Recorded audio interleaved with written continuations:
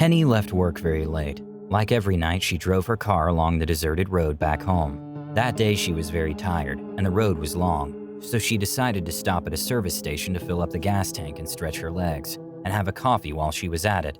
She didn't want to fall asleep at the wheel. After a few minutes, she decided to resume her journey. But soon, she saw through the rearview mirror how a car was behind her and made signs with its lights, turning them on and off. Penny was terrified. She didn't recognize the car's license plate, so she decided to speed up. The car behind, far from giving up, increased its speed and began to intermittently put on its high beams. Penny kept speeding up. She was on a traffic road. There were no houses and no one to call for help. Suddenly, the car behind came so close that it hit her rear bumper.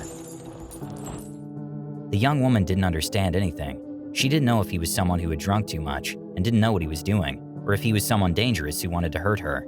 She kept accelerating, trying to gain an advantage with the car behind, until finally, and with her heart about to explode, she managed to enter the city roads.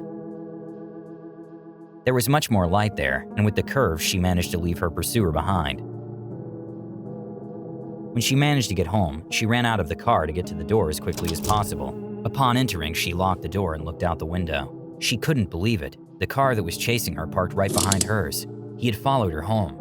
A short, frightened man got out of the car and, looking out the window, yelled at her, "Don't open the door. Call the police." Penny didn't understand anything. Why was this man who had chased her telling her to call the police?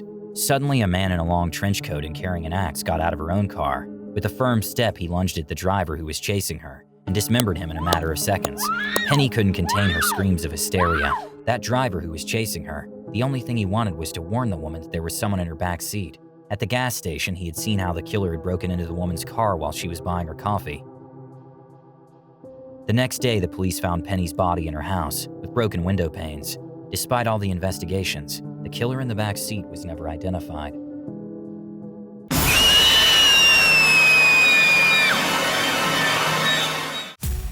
If you enjoyed this video, don't forget to like it.